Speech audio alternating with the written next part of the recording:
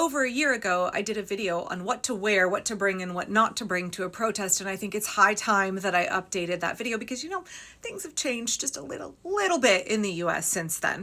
So yeah, I do have my typical kit that I like to take with me in a backpack, and what I bring is going to look slightly different based on my role at that protest. If I'm on safety team versus if I'm a general participant, likewise, it's going to look different based on the location and expectations of that protest.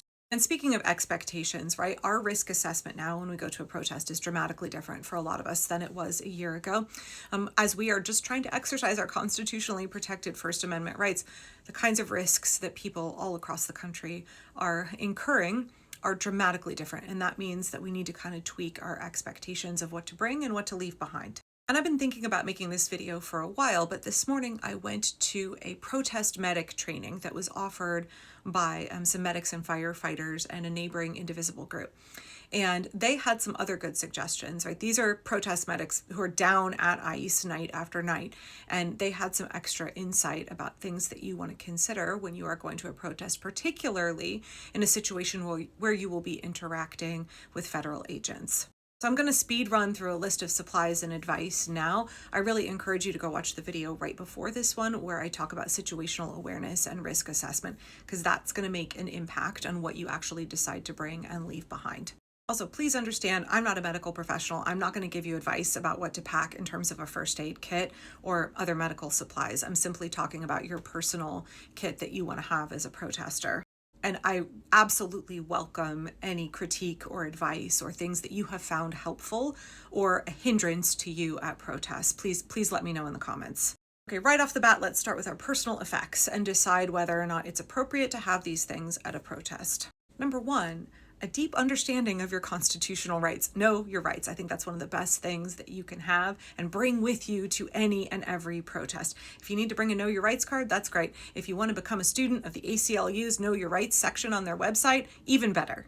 I realize in terms of clothing, there's a lot of tactical frivolity and people wearing costumes and things like that. And obviously for something like No King's Day, you're going to want to dress up. If you're going somewhere like ICE, you want to wear snug fitting clothing, nothing loose that law enforcement could grab onto.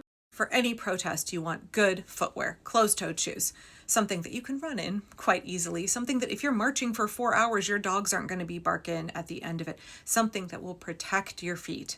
I typically wear these slip-on minimalist shoes that I think are great for hiking, but they're made out of wool, and I realize that they're not really ideal for situations like ICE, where you're going to get tear gas residue embedded in the fabric of your shoes. Something you can wipe off is probably preferable. Okay, your phone. Are you going to bring your phone at all? If you do, is it going to be a burner phone? Are you going to turn it off and have it inside a Faraday bag? If you're going to have it on, make sure that you turn off all of your biometrics. Right? Remember, if you have biometrics on, cops don't need a warrant to open your phone and look through it. And I mean look through everything, including your banking information. Look on Google Maps, look in your Signal chats. For the safety of the people that you communicate with, do not have the biometrics on your phone. And I really encourage you to have your phone powered down and inside a Faraday bag. Your driver's license. This is a tactical choice.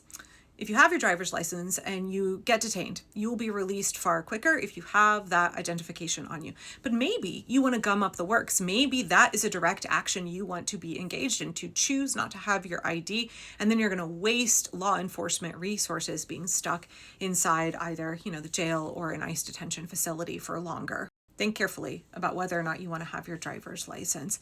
Next, don't wear earrings. Don't wear earrings to a protest, especially not dangly ones.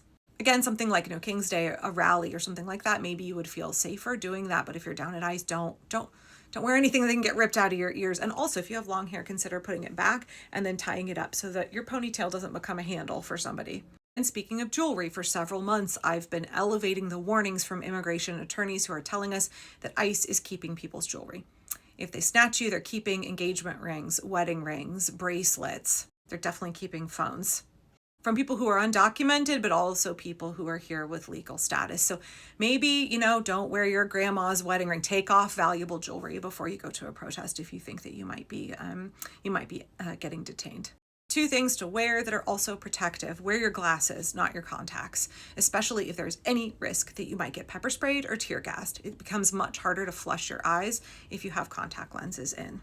Wear your glasses, and likewise, wear earplugs. I bring a whistle and earplugs everywhere. It's a holdover from my days reffing roller derby. I don't want those high frequency whistles damaging my hearing, but also it just helps me cope better with the overwhelming crowd noise if I have earplugs in. You can use the cheap foam ones, that's fine. I prefer the etymotic ones that allow voices to come through more easily. There's an extra added benefit, which is that earplugs are protective against LRADs, which we are seeing and hearing rumors of them being deployed here in Oregon and in Minnesota and in Chicago, I believe. Actually, I want to clarify. I've heard rumors that they've been used in Chicago. I couldn't find any news stories, and likewise for LA, rumors, but I've not seen any definitive news stories that they've been employed. They've been employed as like loudspeakers, but not using the LRAD as a weapon against you. I actually looked up whether or not foam earplugs are effective against LRAD, and they are generally considered effective. Not noise canceling headphones. You want earplugs. Noise canceling headphones will not protect you against an LRAD.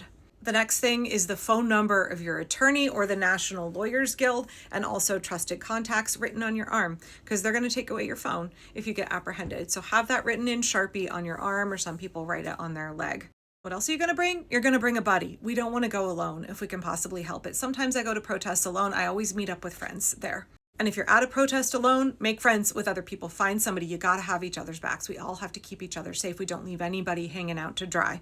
If you have a buddy and you get taken by law enforcement, they can help contact your attorney and your family. If you get taken to the hospital, they can make sure that the people who need to know where you are contacted. We got to keep each other safe. We got to be responsible, and that means having connections and relationships. Okay, additionally, your backpack that you can put whatever you want. I like nitrile gloves in mine. I like granola bars. I have a whole first aid kit. I keep sunblock. I keep a whole host of things. So that is probably a separate video, deciding what you want in your backpack. Okay, so for each of those, you got to do the risk assessment for the event that you're at and how much caution you want to take and how exactly you're going to tweak what you're going to wear on your body. Now I want to move into things you want to take with you if you are going to a protest where you're much more likely to interface with law enforcement or federal agents. I don't call them law enforcement because they have no intention of upholding the law. Their purpose is to violate the law and the Constitution. Now, I'm combining my own experience here along with the advice that we got in the training today from an experienced protest medic who is down at ICE on a regular basis. The bare minimum that you should have is an N95 mask, but what you really want is a gas mask with an organic vapor filter on it. You can get ones that just fit here, or you can get a full face mask. If you get the smaller ones, you really need to have eye protection. You want goggles that'll fit over your glasses that are Z87 impact rated. I have the ones I wear using power tools in the wood shop, right? You can get them at any hardware store. They're not expensive. A lot of them have vents in the side, and one of the protesters today said that people put caulk in them, or I've seen other people say that they put like hot glue in to fill those vents because you don't want that tear gas getting in the vent holes in your goggles. That defeats the purpose. Even if you aren't worried about pepper spray or tear gas, you still want to have eye protection because they've been aiming for the eyes. We have seen so many instances of people who've had serious eye injuries from less lethals. You want to have those glasses. You don't have to have full goggles if there's not going to be tear gas, but you want the glasses that have Z87 impact rating on them. Otherwise, you could lose an eye, right? They're aiming for the faces, y'all. I understand that's illegal. I understand it's a violation of their policy, but they've been doing it for a year in Portland. You may have seen videos of folks throwing back tear gas canisters. Those are really hot. So the recommendation is that you kick them, or people have heavy leather gloves in order to pick them up and throw them out of the way. Sometimes folks will run up and cover them with a bucket or a bag or what have you. And speaking of bags, any of your clothes that get tear gas residue on them, hey y'all, those are contaminated. The other day riding home from the protest in Portland, we were in a city bus full of other protesters who were all covered in tear gas residue, and it felt like we were in a little tear gas hot box the whole way home. You want to strip that shit off. You want to dress in layers and strip that contaminated clothing off and put it in a garbage bag before you get in your car and go home, or before you get on public transit. Okay, the last thing is helmets, because you get tackled by law enforcement, you're going to hit your head. There's going to be a crush in the crowd. You're going to get knocked over. You can hit your head. I've seen a lot of people who wear bike helmets. Understand that those are rated. Most bike helmets are rated for one impact. They're one and done. I wear my S1 Lifer helmet, which is multi-impact rated. You can get them at Five Stride Skate Shop here in Portland, or like any skate shop. It's amazing how quickly things have changed and what the state of play is here in the United States, but we're gaining skills, understanding, we're equipping ourselves to effectively resist fascism. This is the reality that we're in. So got to have some radical acceptance and just keep charging forward. So I'd love to know if there are things that you bring to protests. If you have any suggestions or critiques to add or take away from my list, I would love to hear it in the comments.